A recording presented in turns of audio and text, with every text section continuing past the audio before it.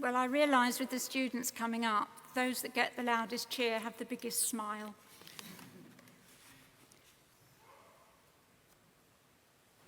First, I'd like to thank everyone involved with awarding me this amazing honour.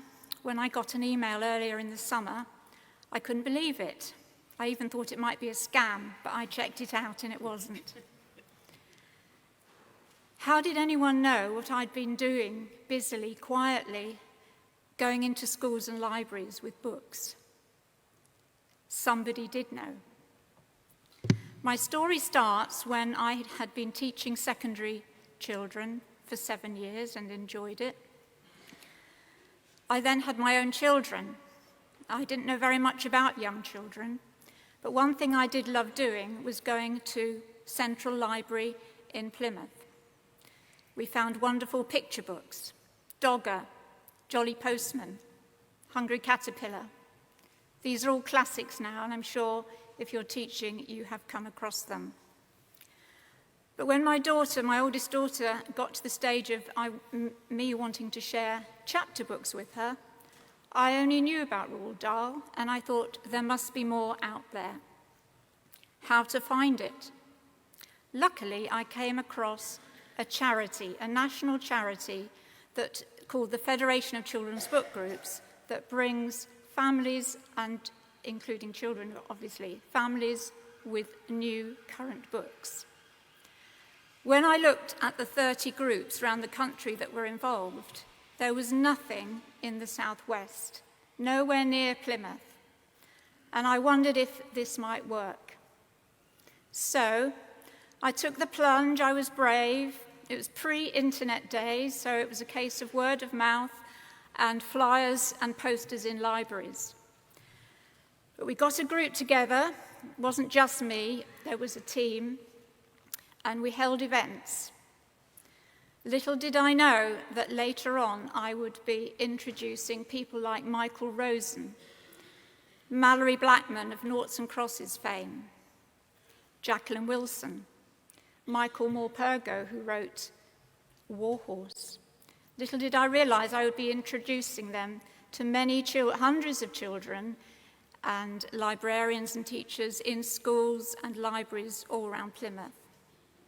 Somehow I was brave enough to see that this might work in Plymouth, and it certainly put Plymouth on the map of the children's book world. One advantage was publishers, authors, and illustrators really respect the Federation of Children's Book Groups. They know that we're passionate, enthusiastic volunteers, and we like to do local events. So I had access to many great authors and illustrators and poets that came to Plymouth. One of the other things that they did in the Federation, I discovered, was a National Children's Book Award. Now, Children's Book Awards are often judged by booksellers, librarians, teachers, but this book award is unique. It happens every year, and the judges are children and young adults. I said if ever there's a space and Plymouth could join in, I would love that. And that is what eventually happened. And so for many years, I have been receiving over 500 books a year. It's a bit like Christmas every other day in my house when I get a parcel of books and excitedly open it up and see what's been published this year from one particular publisher. My job has been to take those books into schools. So over the years, Sally Eales was one of my first contacts. I have found contacts, teachers, librarians, anyone who would listen, who would like to do it in their own class or in their secondary school library. So that's what I've been doing, choosing books to go into schools.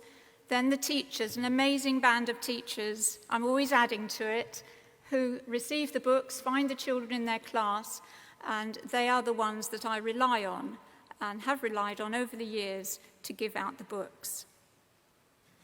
The children vote. They read the books, and the highest vote is brilliant a winner. And 3 more, and then the lowest one is rubbish, bury it in the garden.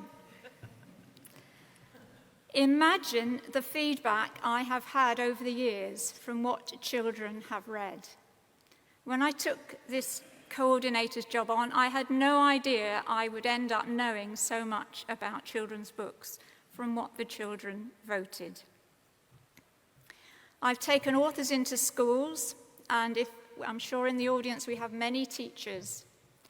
And the best thing if you want your children to become readers is to have an author in school. I know a girl of 9, Belle, who recently had an author in her own school.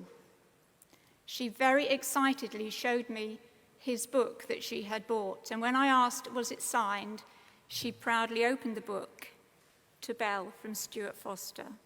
She is now reading that book. Again, if you are teachers, do not miss the opportunity to read books aloud to your class. You have no idea the impact you have when you read that book.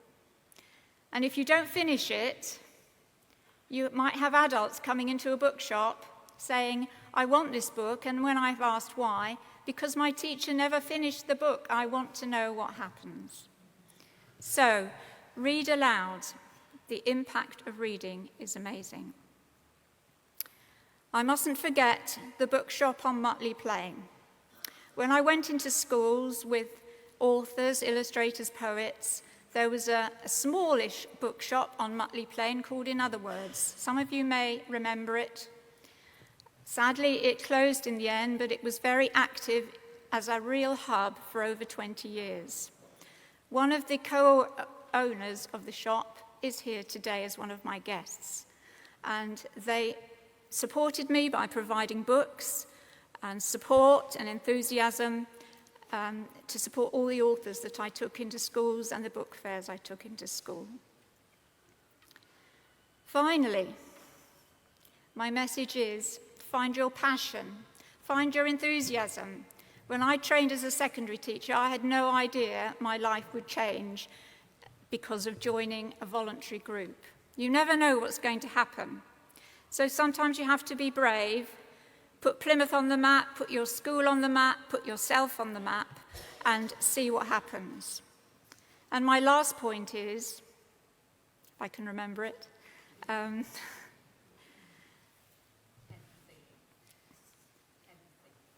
thank you. I said if I forget something, just shout empathy. We all know why we want children and adults to learn to read. It's obvious. You learn about things, you know how to do things. In fiction, you can get lost in a story. But there's one thing that often gets overlooked. Fiction encourages empathy. How it feels to be in someone else's shoes.